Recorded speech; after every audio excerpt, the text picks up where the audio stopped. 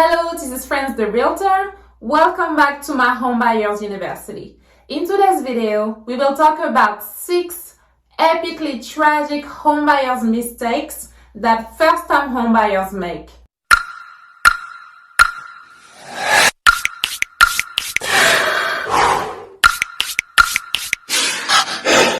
So the first tragic mistake that new homebuyers make is to go for homes that are above their budget.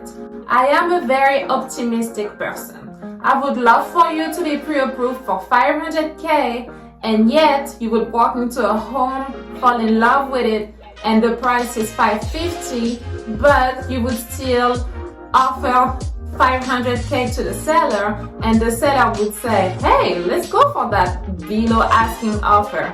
But the reality of things is, it's not going to happen. It's not going to fly.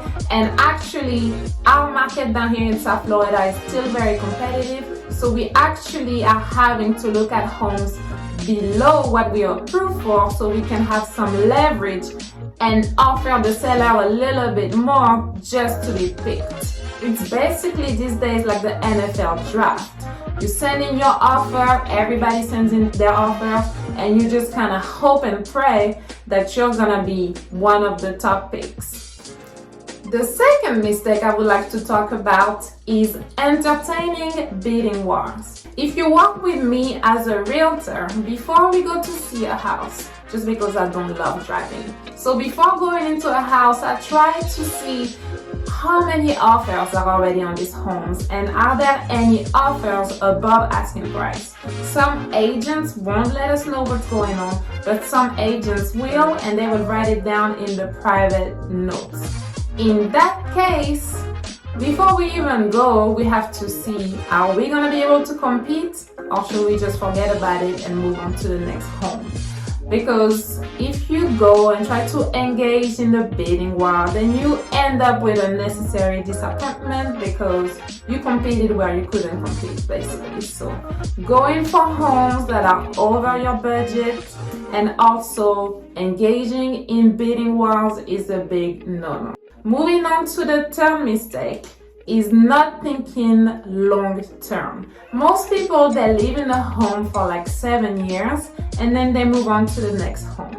You have to think about what's going to happen to this house when it no longer serves me. Let's say if you guys have new babies, new family members moving in from overseas, and they gotta come live with you and you need more space. What's going to happen to this house that we're about to buy? Are we going to put it up for rent? Are we going to sell it? Are we going to turn it into a short-term rental? Those are some questions you have to ask yourself. That way you can kind of see the bigger picture of buying this home. So one mistake I see is people not thinking long term, because if you decide, let's say, to put this home for rent in the future, that raises questions like, is this neighborhood desirable? What are the schools like around here? Would the next potential tenants like this house? Or am I gonna be stuck with a home that I cannot sell just because the neighborhood is so bad? Or there is homeless activities around here, or there's crime, or things like that. You have to think long term. Not considering the cost of repairs when buying a home. One big step of the home buying process is the home inspection.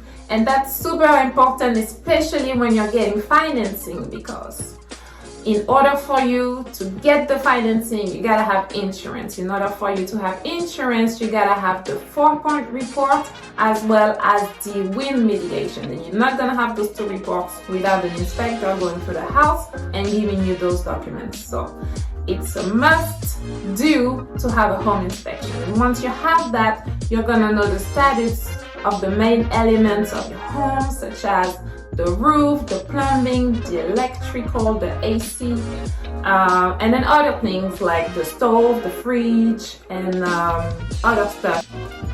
But those big ticket items, we gotta know how they're doing so we can anticipate how much it would cost to replace, if they need replacement, soon after closing.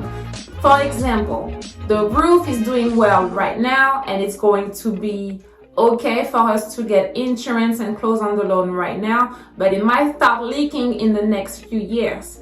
At that time, are you gonna have enough money to pay for a roof replacement, or are you gonna be stuck because the insurance is about to drop you because your roof is too old and they just don't want to deal with it anymore? So you must consider those repair costs. Do not ignore them. It's for your own good.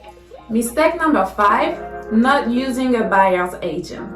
So full transparency.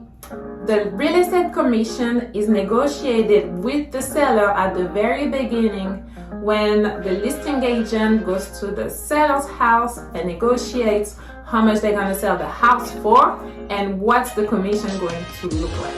At that time, they already determined if a buyer's agent brings me a buyer here, how much is that person going to make. So all that is already predetermined before you even see that house on the market and decide to go and see it. So long story short, you're not paying the buyer's agent, so why not use him and everything he has to offer when it comes to scheduling the home inspection, talking to your lender, talking to the title company and all the people involved in the transaction, and all that education, talk to you when you have questions and concerns, because the listing agent is really here for the best interest of the sellers, not yours, because you just walk through here with no buyer. He's trying to make the sale and keep his commission to himself.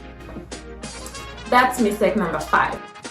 And finally, mistake number 6, not keeping an eye on the interest rates.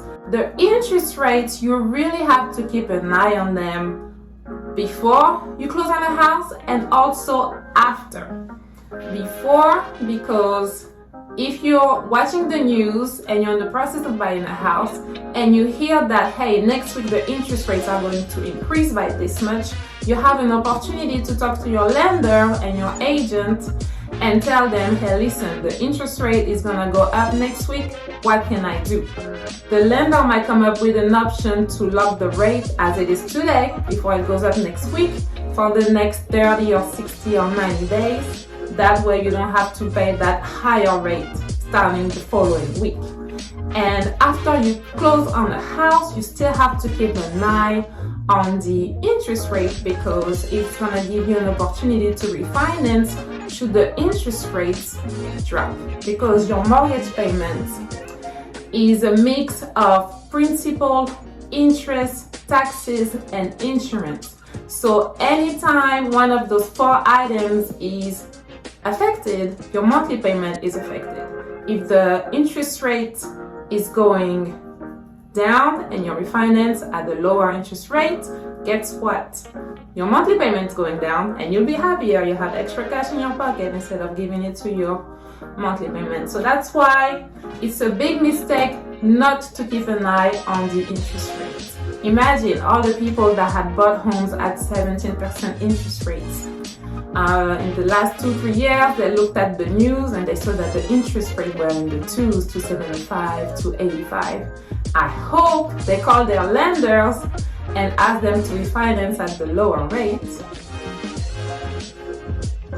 On that note, that is it for my video on the 6 mistakes that new home buyers usually make. And those mistakes are usually epically tragic and I don't want you to make them. That's why we made this video today. I hope you found it valuable and you've learned a lot. Come talk to me in the comments and I will see you guys in the next video.